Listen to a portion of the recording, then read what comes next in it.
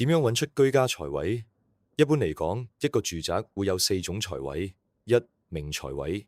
家居風水學當中，只要講到財運，就一定會提到明財位。其位喺進門45度斜對角嘅位。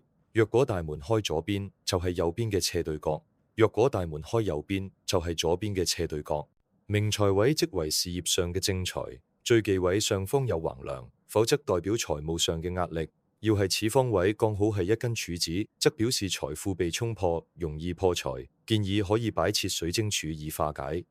再嚟明財位旁，若為落地窗，亦都係大忌。建議可加裝唔透光、唔透明嘅窗簾，嚟創造一個安定嘅 L 型轉角，形成可藏風聚氣嘅角落。二、坐向財位。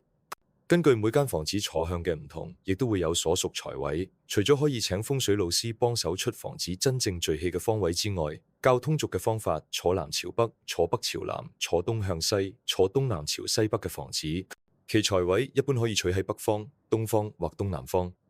若係坐西朝東、坐西北朝東南、坐西南朝東北、坐東北朝西南，財位則可取喺西方、西南或西北方。三、流年財位。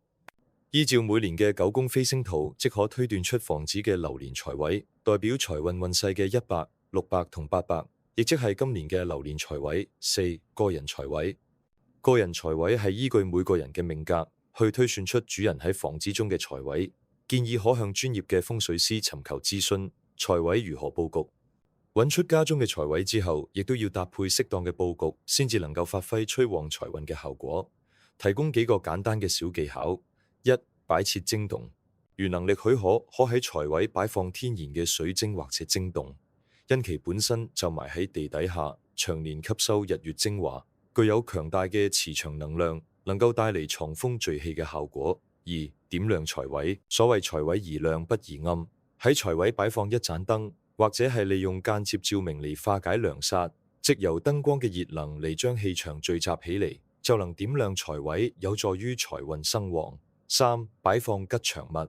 流傳幾千年嘅文化中，有好多帶有吉祥寓意嘅文物，如貔貅、殘曹、聚寶盆等吉祥物，都能夠帶嚟招財嘅功效。